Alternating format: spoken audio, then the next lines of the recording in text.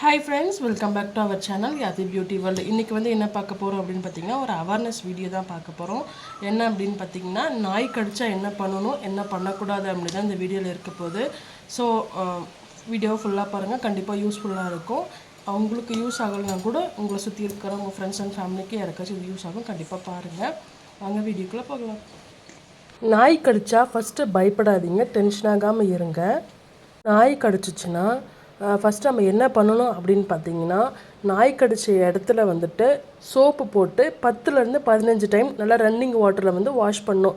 அதாவது டேப்பை திருப்பிட்டு அந்த தண்ணியில் வந்து நம்ம கையை வந்துட்டு நல்லா சோப்பு போட்டு 15 டைம் நல்லா வாஷ் பண்ணணும். நிறைய பேர் தெரியாமல் என்ன பண்ணிவிடுவோம் அப்படின்னா, கடிச்ச இடத்துல சுண்ணாம்பு இல்லைன்னா எருக்கம்பால் அப்படி இல்லைனா பலாமரத்து பால் இப்படி வைப்போம். ஸோ அந்த மாதிரி எதுவுமே வைக்கக்கூடாது. நம்மளை வளர்க்குற நாய் தான் நம்மளை கடிச்சிச்சு, நம்மளை ஒன்றும் பண்ணாது, அதுக்கப்புறம் நம்மளை குட்டி நாய் தான் கடிச்சிச்சு, நம்மளை ஒன்றும் பண்ணாது அப்படின்னு சொல்லிட்டு போகாமல் இருக்காதீங்க. கண்டிப்பாக வேக்சின் போடணும். ஸோ பக்கத்தில் இருக்கிற ஆரம்ப சுகாதார நிலையத்துக்கு வந்து நம்ம போகணும். எனி டைம் நீங்கள் போகலாம். 24 hours வந்துட்டு பார்த்திங்கன்னா ஆரம்ப சுகாதார நிலையத்திலே பார்த்திங்கன்னா நம்மளுக்கு ரேபிஸ் வேக்சின் வந்து கிடைக்கும். ஸோ அங்கே வந்து பார்த்திங்கன்னா டே 1 கடித்த அன்னைக்கு 24 hours போகணும். கடித்த உடனே போட்டு ரொம்ப நல்லது. அப்போ தான் அதோட வந்து பாய்சன் நம்மளுக்கு வந்துட்டு வராமல் இருக்கும். அடுத்து என்னதுன்னு பார்த்தீங்கன்னா, ஃபஸ்ட்டு டே நம்ம இன்ஜெக்ஷன் போட போகிறோம் இல்லையா, அப்போ வந்துட்டு இதெல்லாம் நோட் பண்ணிக்கோங்க. ஏன்னா சில இடத்துல போடலைன்னா நீங்கள் கேட்கலாம்.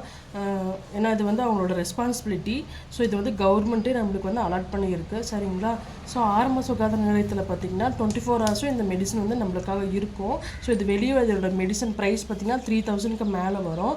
ஸோ ஃபஸ்ட்டு டே நம்ம போகிறோம், எமர்ஜென்சியாக போயிடணும். கையெல்லாம் வாஷ் பண்ணிவிட்டு 15 டைம் வாஷ் பண்ணிவிட்டு நம்ம போயிடணும். ஸோ போன உடனே பார்த்திங்கன்னா டே ஃபஸ்ட்டு வந்துட்டு நம்ம ஹிப்பில் வந்து டிடி இன்ஜெக்ஷன் போடுவாங்க. அதுக்கப்புறம் ஷோல்டரில் இந்த கையிலையும் பார்த்திங்கன்னா வேக்சின் வந்து போடுவாங்க. அதுக்கப்புறம் பார்த்திங்கன்னா ஆன்டிபயோட்டிக் டேப்லெட்டு, அதுக்கப்புறம் கடித்த இடத்துக்கு வந்து ஆயில்மெண்ட் கொடுப்பாங்க. ஸோ நம்மளுக்கு வந்து ரத்தம் கம்மியாக கடிச்சிருக்கு அப்படின்னா ஆயில்மெண்ட்டு டேப்லெட்டாக நிறுத்திடுவாங்க. இல்லை ரொம்ப அதிகமாக இருக்குது, பெரிய இன்ஜுரி ஆகிருக்கு அப்படின்னா இம்னோக்ளோபின் இன்ஜெக்ஷன் வந்து சஜஷன் பண்ணுவாங்க, சரிங்களா. ஸோ அப்புறம் பார்த்திங்கன்னா இதை டே 1 போட்டுக்கிறது மட்டும் இல்லாமல் இதை வந்து டே 3, டே 7, டே 21 ஸோ இந்த 4 டைமும் போட்டுக்கணும்.